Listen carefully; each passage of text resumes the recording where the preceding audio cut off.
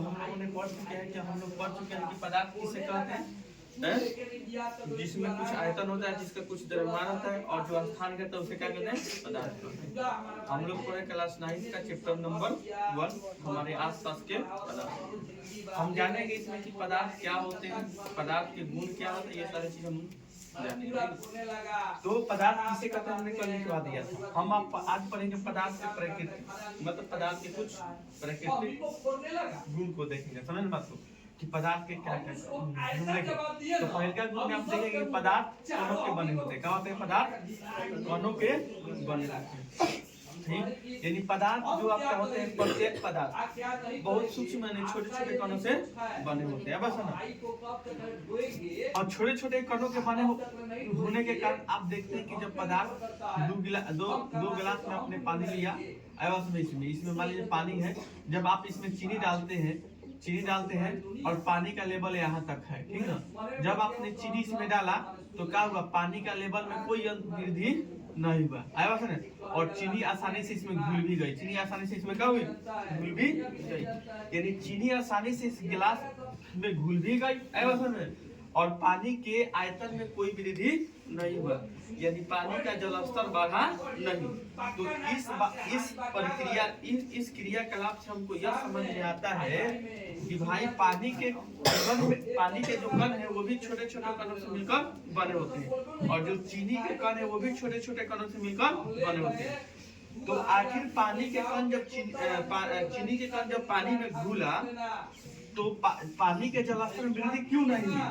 तो इसका मतलब कि पानी के कणों के बीच में क्या था, गैप स्थान था। क्या था, गैप स्थान था, जिसमें चीनी के जो अपने कण डाले थे, जो बड़े बड़े थे, वो छोटे छोटे कणों में विभाजित हो गए घुलने के बाद, और पानी के जो कण के बीच में जो गैप स्थान थे वहां पे जाकर क्या हो गए, वो स्थिर हो गए, जिसके कारण पानी के जलस्तर में कोई वृद्धि नहीं हुई। तो इस क्रियाकलाप से हमको ये बात समझ में आती है कि किसी भी ठोस को जो विलय होता है, जो द्रव में घुलता है, उसको द्रव में घुलने पर, पानी में घुलने पर अवश्य ना पानी के आयतन में कोई वृद्धि नहीं होती, यानी पानी का जलस्तर बढ़ता नहीं है। आया बात है ना।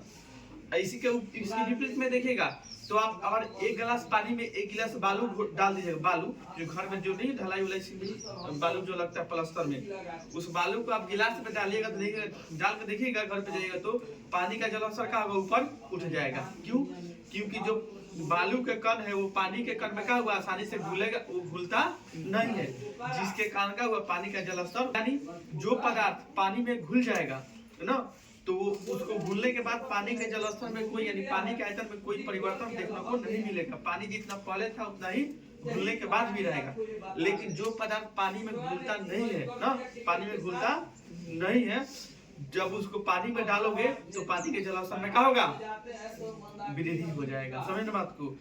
एग्जाम्पल बहुत सारा है। आप एक बर्तन में पानी, एक लोटे में पानी ले जाएगा, उसमें आप ऐसे हाथ डालिएगा ना, तो देखिए जैसे आप ऐसे हाथ डालेगा तो लोटा से पानी क्या होगा, बाहर आकर गिरने लगेगा, है बात समझे। इसका मतलब जो आपका हाथ है वो पानी में घुलने वाला नहीं है, जिसके कारण क्या होगा, पानी का जल, जैसे आपने डाला तो पानी का जलस्तर ऊपर बढ़ा और पानी का होगा गिरने लगेगा, है बात समझ।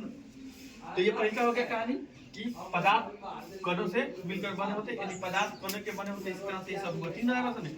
एक कण पदार्थ के चीनी के कण और पानी के कण एक दूसरे में क्या होगा, आसानी से घुल गए, मिल गए, यानी दोस्त क्या के लिए दोस्त बन गए, ठीक ना, यानी एक खास दोस्ती हो गई इनमें, जिसके कारण क्या होगा, पानी के जलस्तर में कोई वृद्धि नहीं होगा। और दोस्ती नहीं होगी तो पानी के जलस्तर में क्या होगा, वृद्धि होगा। समझ बात को।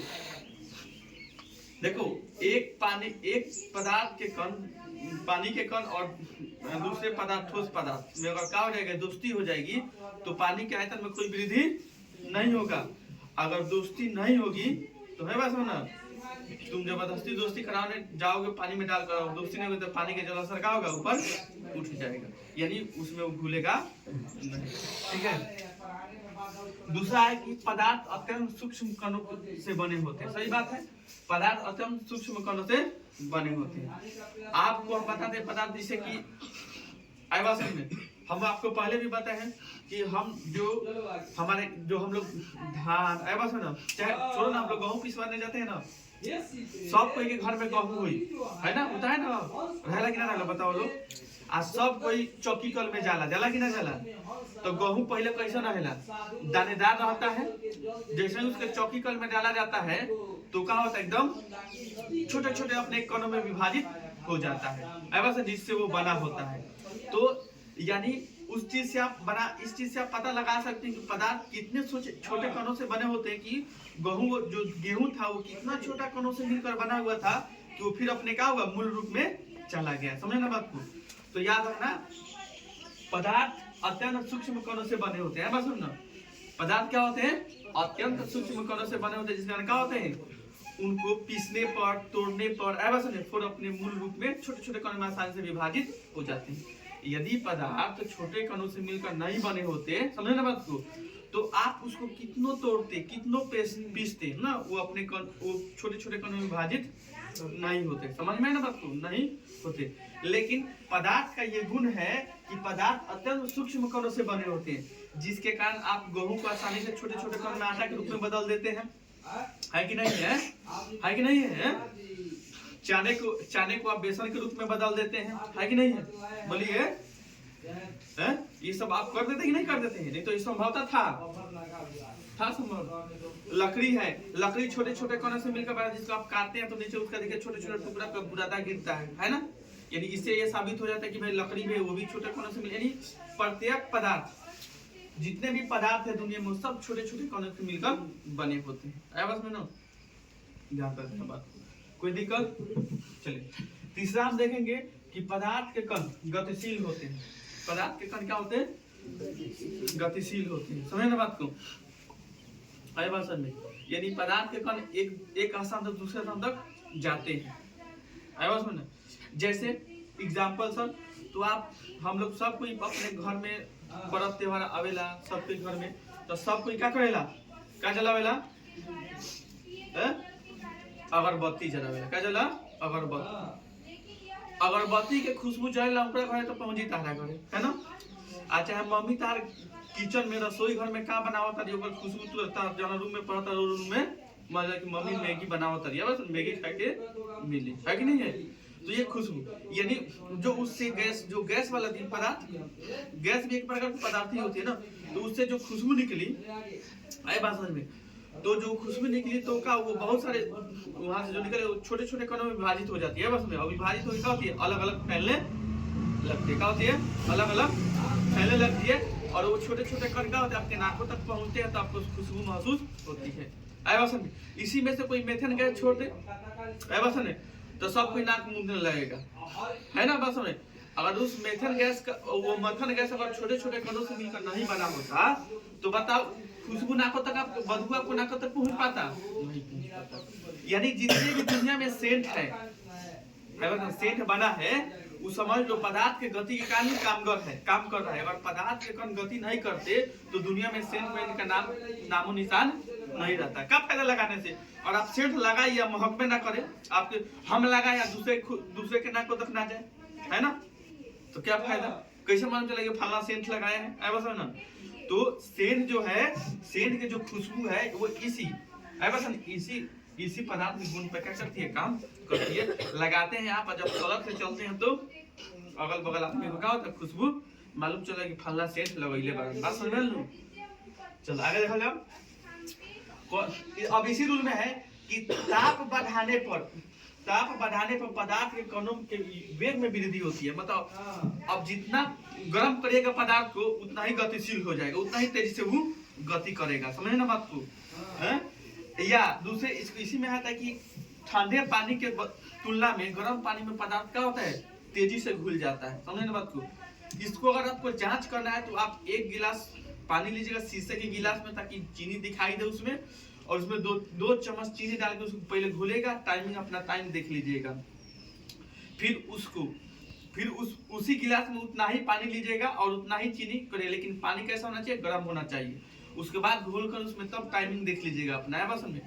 जब देखिएगा तो दोनों के टाइम में क्या आएगा, अंतर आएगा। यानी ठंडा पानी वाला चीनी ज्यादा समय लेगा और गर्म पानी वाला चीनी क्या होगा, घुलने में कम समय लेगा। तो इससे यह मालूम चलता है कि गर्म पानी में ताप बढ़ाने में, है बस कण तेजी से गति करते हैं और तेजी से घुल भी जाते हैं। समझ में ना बात को? कोई दिक्कत? चौथा रूल कहता है कि पदार्थ के कण एक दूसरे को आकर्षित करते हैं। क्या करते हैं? आकर्षित करते हैं। पदार्थ के कण एक दूसरे क्या करते हैं? आकर्षित करते हैं। आकर्षित के मतलब एक दूसरे को खींचते हैं। क्या करते हैं? खींचते हैं। जैसे कि मान के चलिए हई पदार्थ का हई कण है ना, कण है क्या? ये सब कण है, ठीक है? ये पदार्थ के कण है। ये एक दूसरे क्या करते हैं? इसे खींचते हैं। इसको खींचेगा, इसको खींचेगा, इसको है बस ऐसे, मतलब एक दूसरे ऐसे ना हो, खींचातानी करते हैं। इसे क्या करते हैं? एक दूसरे को खींचातानी करते हैं। समझ? इसे खींचेगा, इसको खींचेगा, इसको खींचेगा, इसको खींचेगा, इसको खींचेगा। समझ? इसको एक दूसरे क्या होता है? इसे खींचते हैं। और खींचने के कारण क्या होता है? एक दूसरे से आकर्षित करने का होता है, बंधे होते हैं। क्या होते हैं? बंधे होते हैं। समझ में ना? यानी एक बात हम कह दें यहाँ से, इस बात से ये निकल गया कि पदार्थ के कणों में क्या होता है? आकर्षण बल होता है। क्या होता है? आकर्षण बल। बल मतलब आकर्षण बल मतलब क्या? एक दूसरे खींचते हैं तो आकर्षित करते हैं। आकर्षण बल ना लगाते होंगे, तो ये हम बात बता सकते हैं कि पदार्थ के कण एक दूसरे को आकर्षित करते हैं। पदार्थ के कणों में क्या होता है? आकर्षण बल होने के कारण वो एक दूसरे क्या करते हैं? आकर्षित करते हैं। ठीक है? कोई दिक्कत? पांचवा आपका रूल है कि कह रहा है कि पदार्थ के कण के बीच रिक्त स्थान होता है। सही बात है। और एक ध्यान पर नहीं, इसको हम बता देते हैं कि पदार्थ के कणों के बीच जो आकर्षण है वो कौन सा आकर्षण मतलब है ना? इसको होता है अंतर। क्या होता है? अंतर आणविक। अंतर आणविक आकर्षण बल होता है। याद रखना क्या होता है? आकर्षण बल। याद रखना, ठीक है? आपसे कोई पूछे कि पदार्थ के बीच में कौन सा आकर्षण मतलब अंतर आणविक आकर्षण बल होता है, बस इसी बल के प्रयोग से पदार्थ एक दूसरे क्या करते हैं? आकर्षित करते हैं। जिसे कि देखना, अब सब अच्छा बताओ, अब यहाँ से हम तुमसे एक सवाल पूछे, सबसे कमजोर किसका आकर्षण बल होता है? पदार्थ का आगे पढ़ोगे, पदार्थ की अवस्था में 3 प्रकार की अवस्थाएं होती है पदार्थ की: ठोस, द्रव, गैस। हमने कल सवाल भी पूछा था कि वह कौन सा पदार्थ है कि जो तीनों अवस्था में पाया जाता है: ठोस, द्रव, गैस। तो आदर्श बाबू ने बताया था कि सर वो क्या है? जल है, पानी है। कि सर सही बात उन्होंने बताया कि जो आपका पानी है वो क्या होता है? बर्फ रहता है तो ठोस अवस्था में रहता है, ठीक ना? और जब पिघल जाता है तो द्रव अवस्था में, जब भाप बन जाता है तो गैस अवस्था में चला जाता है। आया समझ ना? तो ये चीज है, ठीक ना? तो उन्होंने सही बताया। तो पदार्थ के सबसे कमजोर किसका अंतर का आकर्षण बल होगा? बताओ, सबसे बढ़िया किसका होगा? सबसे बड़ा कमजोर किसका होगा? तो पानी का। यानी पानी में आकर्षण बल का होता है, सॉरी गैस किसका होगा? मिस्टेक हो गया, गैस का। क्या होता है? सबसे अंतर आणविक आकर्षण बल किसका कमजोर होता है? गैस का। और उसके बाद सबसे ज्यादा किस में लगता है? ठोस, यानी जिसे ईटा हो गया, ऐसा सुन ना, ठोस में। इस देखना लोहा का, दिखना लोहा के कणों के बीच में कितना आकर्षण बल होता है, कितना एकदम एक दूसरे क्या होते हैं? एक दूसरे को आकर्षित करके बंधे रहते हैं। बस जब उसको आप तोड़ने जाते हैं तो तोड़ने में आपको दिक्कत होता है ना?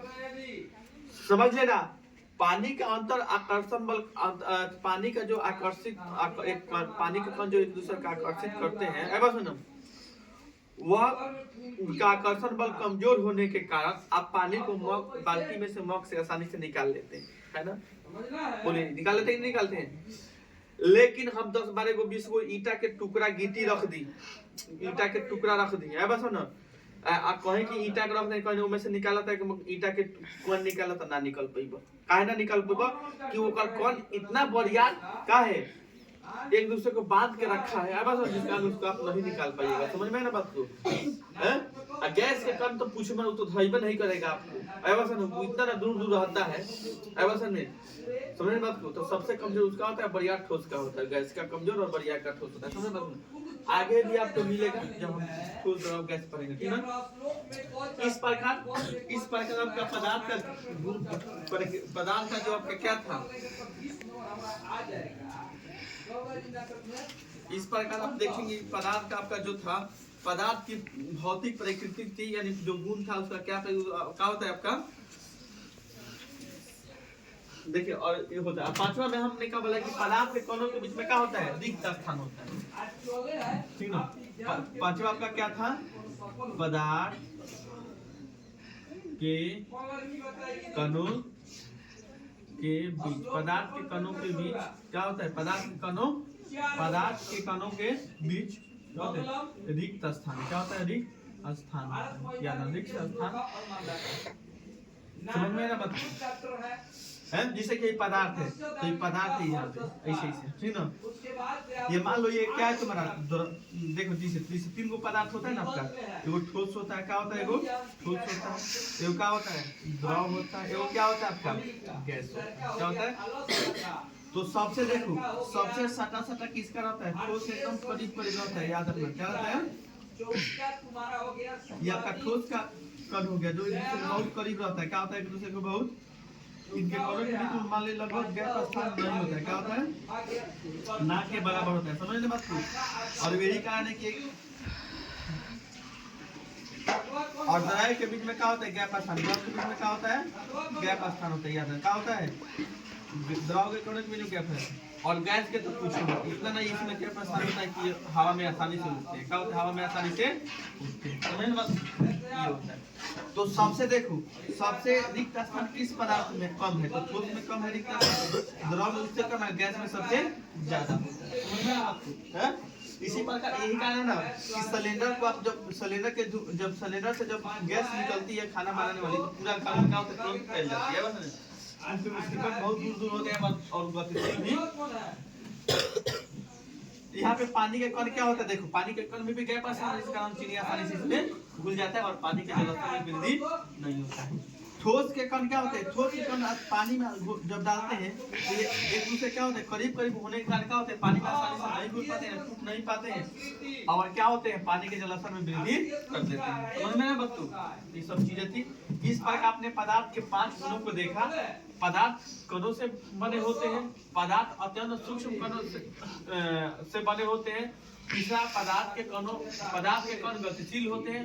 चौथा नहीं, मतलब इसमें पदार्थ के कण गतिशील वेग स्टार मार्क के हमने लिखा था कि ताप बढ़ाने पर पदार्थ के कण के वेग में क्या होता है? वृद्धि होती है।